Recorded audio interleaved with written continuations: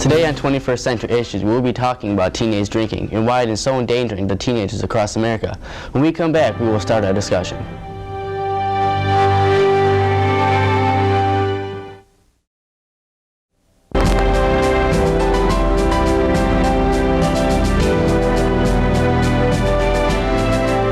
Hi, welcome back to 21st Century Issues. With me today is Katrina Hubbard, a nurse at Loyola Hospital, Kathy O'Day, another nurse at Loyola Hospital, and Jan Goldberg, a social science teacher here at Riverside Brookfield High School. We'll start our questions off with Mrs. Hubbard. Let's start off talking about the short-term damages that can occur when teenagers drink. Well, first of all, you have to understand that alcohol actually starts putting parts of your brain to sleep. So one of the first centers in your brain to go is your judgment center. So it impairs your judgment, your inhibition, eventually your coordination, and a little bit later, but not too much later, it can actually make your breathing center stop working. So those are some of the short-term damages that can happen. What about some long-term damages over, like if a teenager drinks over a massive amount of years, let's say starting at 13 to 17? Well, of course, teenagers actually can become addicted to alcohol much sooner than an adult would. Long-term damage actually can be a decrease in brain function and a decrease in liver function. The liver is what gets rid of the alcohol in your system, and an adult's liver can get rid of like one drink every hour. A teenager's liver is not even mature yet, so it's not going to get rid of as much alcohol, it's going to be harder to get rid of, and it's going to damage the liver before it even has a chance to mature. So they're going to suffer from liver damage before they've even grown into their whole bodies, and it's going to, mess them up for later life. It's possible. Another problem with long-term effects is the fact that if children start drinking before the age of 15, they're 4 times more likely to be alcoholics as adults. They are also have trouble with binge drinking in college. And a lot of children, a lot of teens who have started drinking said that they were hooked on the first time they drank. So since the first drink, they've been wanting it ever since. What other organs aren't ready for the alcohol in a teenager's body besides the liver? Your brain. Your brain actually hasn't matured either. So there's some research going on, but a lot of it says that you haven't acquired all of your mature brain cells until you're in your early 20s. So if you're especially binge drinking, which is a pretty typical teenage thing to do, you're destroying brain cells again too before you have developed all of them totally. So it can actually decrease your brain function as an adult. Is it possible, if a child is young enough besides drinking, can it possibly make them somewhat retarded or slower in school? I would say that's a very, very long-term severe thing that can happen. However, if you're pregnant and you drink, it can have severe damage to the fetus. Well, how much would a mother need to drink to have a severe damage to the fetus? I think it's different for everybody, but I think that would be considered pretty consistent, like a chronic type of situation. But they also try to tell moms, do not drink any alcohol, especially in the first 3 months when the fetus is developing. Because that is showing to have a lot of damage. You have some congenital anomalies that go along with that. You have, they're showing that children are having trouble in school even after they go through their withdrawal symptoms right in the first few months after they're born. They're showing that 5-10 years into school, that they're slower, they're not able to learn as well, they're a little bit more, have a little bit more attention deficit. Oh, because of the mother decided to drink while she was pregnant. That's not good. What psychological effects happen when a teenager starts drinking, such as addiction? What goes through with that? Well, I think the addiction process is pretty much the same for most other kinds of drugs. Alcohol, is a drug. Teenagers don't have to drink on a consistent basis to be considered alcoholics for that addiction process. And most teenagers don't have the opportunity to drink on a consistent basis either. That's why binge drinking is such, unfortunately, a popular thing among teenagers. It's also the most dangerous kind of drinking among teenagers. So as far as at the addiction process, it's pretty much the same. You feel like you need it, different situations. If you're in a stressful situation, you may want to have a drink. If you're in with your peers, with peer pressure, you may want to have a drink, those kinds of things. Just for the sake of our viewers, can you explain exactly what binge drinking is? Some people like to put an exact number of drinks in a certain number of hours. I just like to tell people that's a lot of drinks in a short period of time. And it can be as much as 2 to 3 drinks in a short period of time, depending on how big you are, how small you are, if you had anything in your stomach to drink. All those things affect what we call binge drinking, but it's usually a lot of alcohol in a short amount of time. Or long periods of time of drinking, you know, where kids are getting together and they're drinking all day and all night on a Saturday. Especially, and then not drinking during the week. They put it all in on the weekend. That could also be considered binge drinking as well. How hard is it if a teenager becomes an alcoholic for him to get off the alcohol and become clean and sober again? It varies with everybody. Everybody's withdrawal, everybody's way of coping are different, and it all depends on your support systems, what kind of, your personality, how long you've been drinking. So there's so many different ways that would determine how long somebody's recovery period would be, and their determination to recover. Right, how much they actually want to go through the process in the first place. Oh, okay. Some of the damage you can cause to your body when you drink and you go driving and let's say you get in a car crash. What is, I mean, since you both work at Loyola Hospital, what is some of the, damage and some of the bodies and the people you've seen that have come in from drinking and then decided to get into an automobile and go driving and they get into a crash? Well, unfortunately, it runs the gamut. One of the things that happens when somebody's judgment center is impaired is they feel they can drink, so they get behind the wheel of a car, and they may forget also to put their seatbelt on. So when we do see them getting into crashes without seatbelts, that propels them forward. They end up doing more damage to their body overall. Your chances of ejection are much greater. Your vision is limited. Your depth perception, coordination, it's very difficult to get behind all that metal and be able to handle it. I mean, they don't put warnings on medication bottles, do not operate heavy machinery. It's the same with alcohol. It's a drug. Unfortunately, without that seatbelt especially, head injuries are very common. Facial injuries, cuts, chest and internal injuries are very common. It's the leading cause of death or injury, injury. Among teenagers? Oh, among almost everybody. When we see people with serious injuries, oftentimes they have some sort of alcohol level on board. And also, most accidents or car crashes, most of them do have, or even other accidents, most of them do have some content of alcohol inside of them or some other substance. What major damage can happen to you when you are binge drinking and you suffer from alcohol poisoning? What can happen to you then? Death. You can die from that. Absolutely. Your body, your liver can only metabolize so much alcohol at a time. When you have an immature liver, it just keeps working and churning and churning and churning, and it cannot absorb the amount of alcohol it needs to in order to keep your level safe.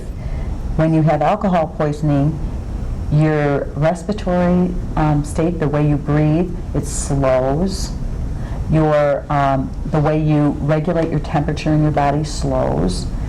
So all these things are happening. So as your lungs are you're trying to breathe, more alcohol on board, you're just going slowly into a state of sedation, and you can't maintain your airway. And oftentimes they will just stop breathing. All right. We'll be right back after these messages and we'll come right back to the show.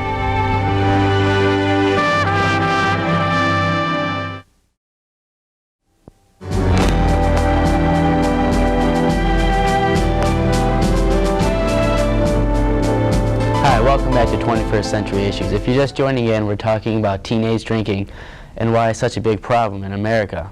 we'll start off with you, Mrs. Goldberg. What are some of the things that the kids tell you, since you are a teacher at this school, that they tell you about drinking and what goes on outside of these walls? Well, in the first segment, I found it very interesting what Mrs. Hubbock was saying about the brain. As a social studies teacher, I don't really get into the scientific aspects of my students and what's going on in their bodies, but I sure get into what's going on in their minds. And one of the things she said made me think of something. She said that sometimes it slows down not only their reaction time, but their inhibitions. And I could remember the first prom that I ever chaperoned here. I was a new teacher, and my job was to look for the students that looked especially drunk. And not being a big drinker myself, I found this assignment rather difficult. And another teacher who had been my partner in this told me, just smell them. I thought, okay, so we're walking about the room, and I noticed a boy who was chomping down on a whole lot of breath mints. And I thought, what's he trying to cover up? And he was acting fine. I mean, he was not acting with slurred speech or any of those other signs of a typical drunk teenager. But I happened to know the boy, and I took him aside, and I said, kind of kiddingly, can I have a breath mint, please? He says, oh, you can't be serious, Mrs. Goldberg. I said, well, I'm not busting you for being drunk. I'm just curious about something. And he says, yeah, what? And he says, you can't go to a function like this without having a few beforehand. And I looked at him, and I didn't quite know what to say, and I looked him straight in the eye, and I said, Robert, I feel sorry for you, that you need to, quote, loosen up with drink or some other substance in order to have a good time at prom. And he looked right back at me, and he said, look at me. I'm wearing a three-piece tux. I look ridiculous, and of course I countered, he looked fine. And I was thinking about that student quite a lot lately, as, you know, I've been hearing more about binge drinking and things. And I'm wondering, in social situations, are teenagers not taught conversational skills? Are they not taught coping skills when things go rough? I mean, I know teenagers drink for different reasons than adults and for similar reasons as adults.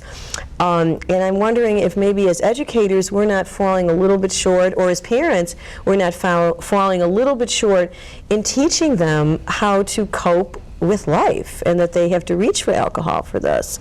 And that story always keeps coming back in my mind whenever I think of teenagers in a social situation drinking, that they feel they need it to survive socially. I think that's sad. That's a good point. I think that's sad. What are some of the other reasons you've seen that teenagers drink? Just for purely social reasons? Teenagers drink coping? because they see their parents drinking.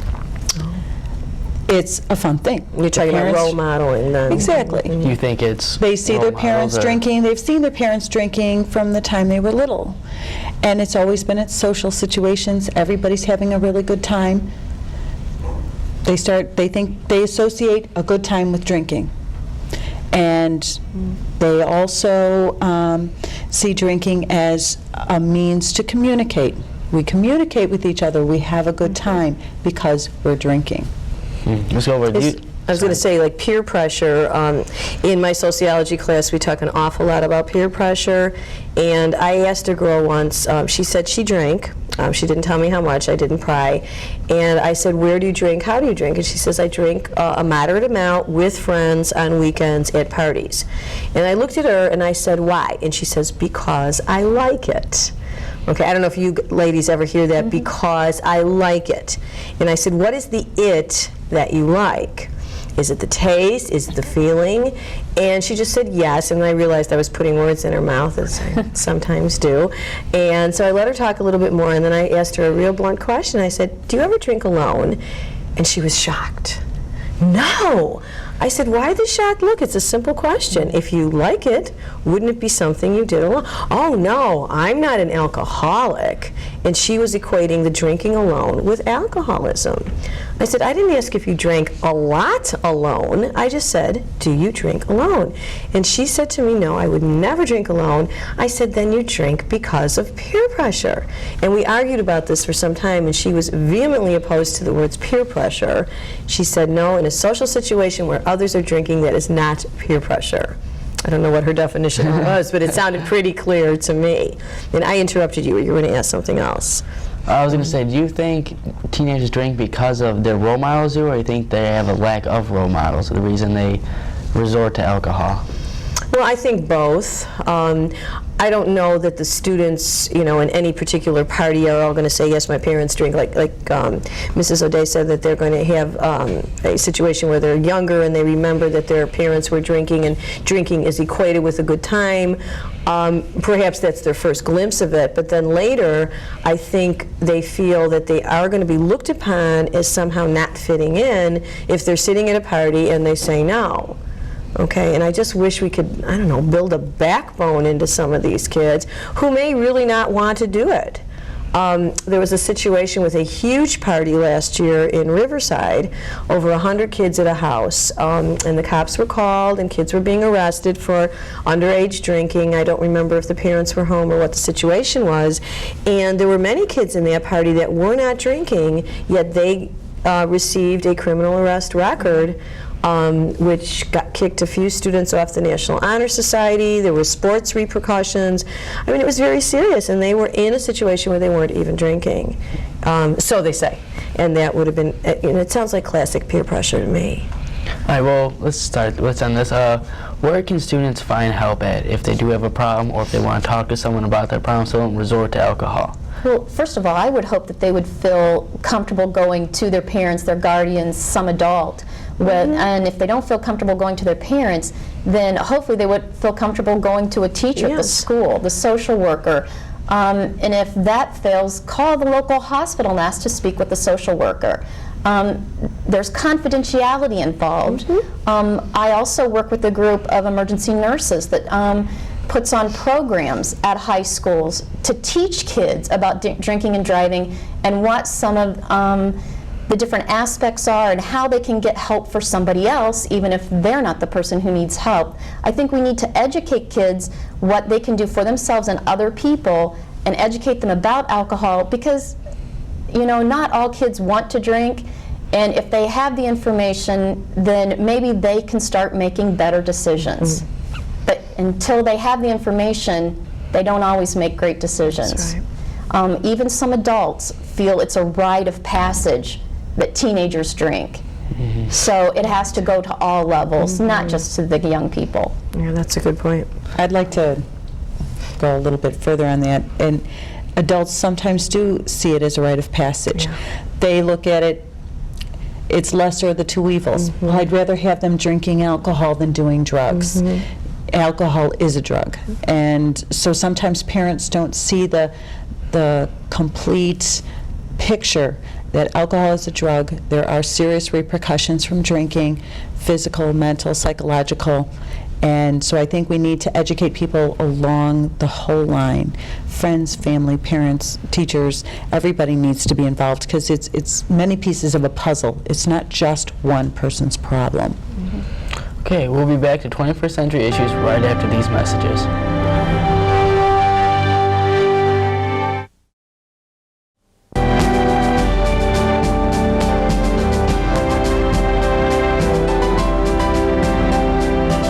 Welcome back to 21st Century Issues. We're back here with Dr. Leslie Wilson, who is the principal here at Riverside Brookfield High School. How you doing? Fine, thank you, Pat. That's good.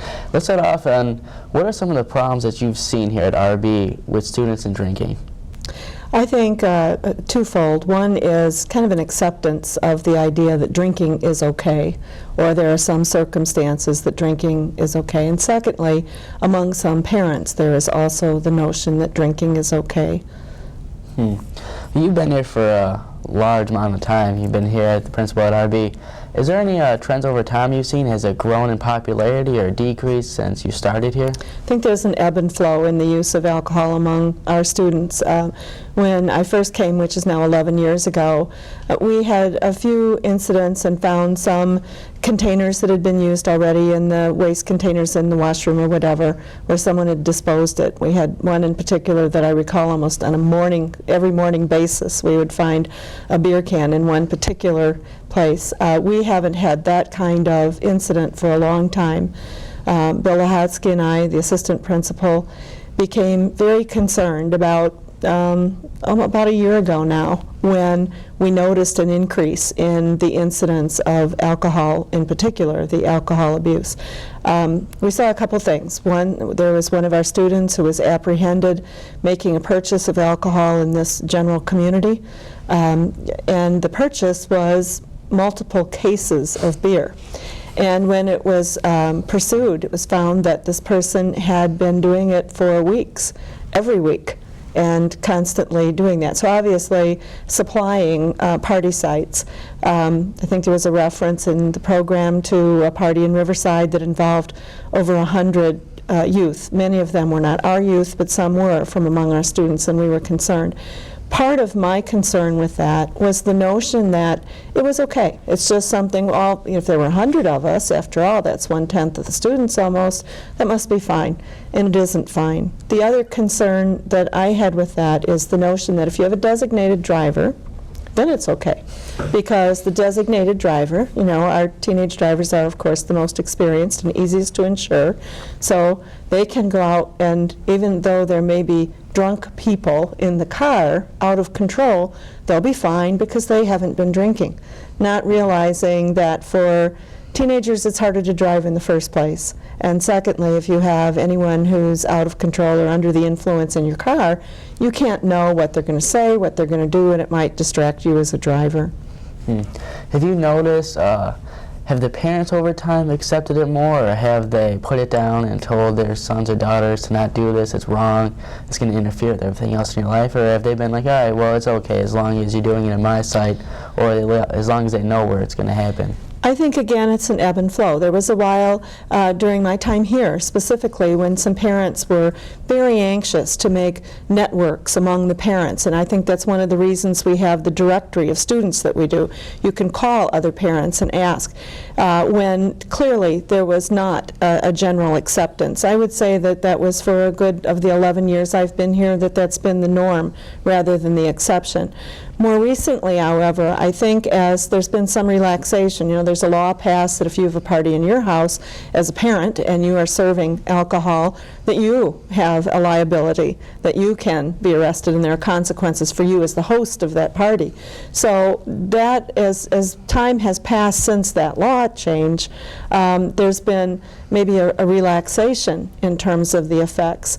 And again, the notion of a rite of passage, everybody does it. Everybody does not do it.